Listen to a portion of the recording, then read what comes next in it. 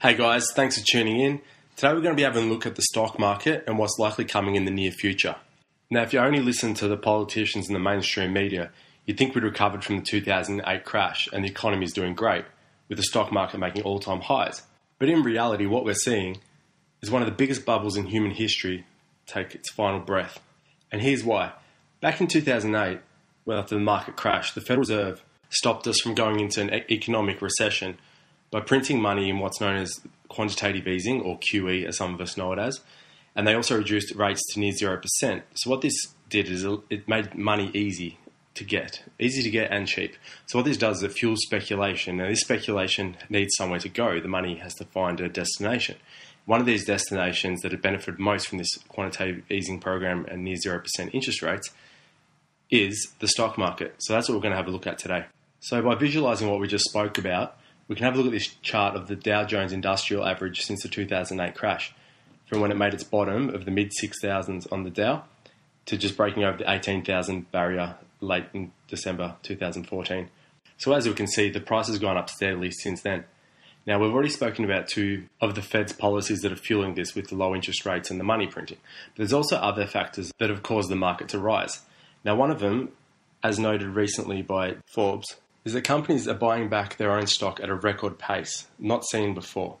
Now, keep this in mind when we cover our next point, which we'll move to now, which is that the trading volume, as we can see on this chart again, is steadily declining since the 2008 crash. Now, we can see price going up on low volumes.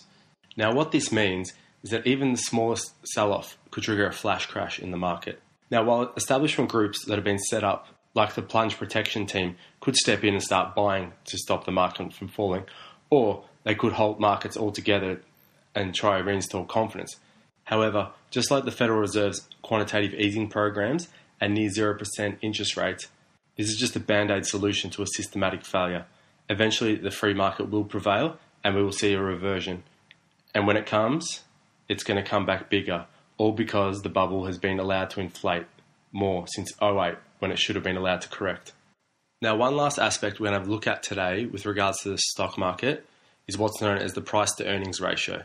Now, this is used to determine whether companies are overvalued or undervalued given their earnings per share. In short, it's found by finding the current stock price and dividing it by its earnings per share. So we'll have a look at here a chart by Jim Paulson, which he sent to Wells Capital clients recently.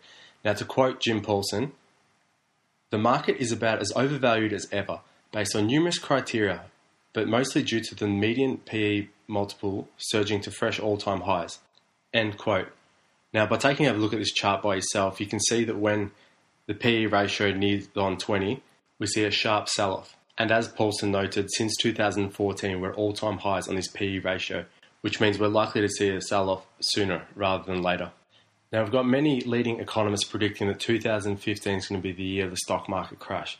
We got Mark Farber recently, a renowned economist, in an interview with MarketWatch saying that we simply have highly inflated asset markets, from real estate to stocks to bonds to art prices, while interest rates and short-term deposits are basically zero.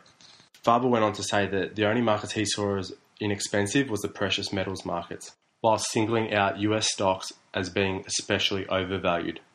Now, the information presented today is merely information. It's up to you if you want to act on this information and do something about it. Whether you do or don't do something, you're making a choice. Now, given the facts that are out there, not just what we covered today, do your own research, you'll see for yourself that the stock market crash is almost a mathematical inevitability in the very near future. Now, if you're someone who has money in the stock market, I highly recommend you look at other asset classes in terms of diversifying your portfolio. One of them that we recommend, that we see as being undervalued, as Mark Farber and many other economists do, is gold and silver, the precious metals markets. Now, we've partnered up with the Birch Gold Group. They're one of the highest rated precious metals dealers in the business. They've been around for a long time and they've got a superb rating.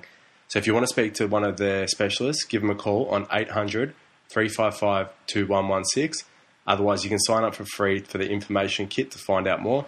At the end of the day, we can see, based on what's happening in the economy, the numbers don't lie.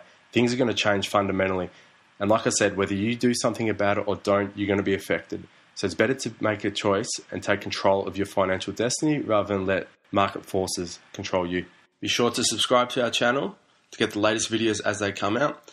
If you want news as it breaks, please visit us at hangthebankers.com. Thanks for watching.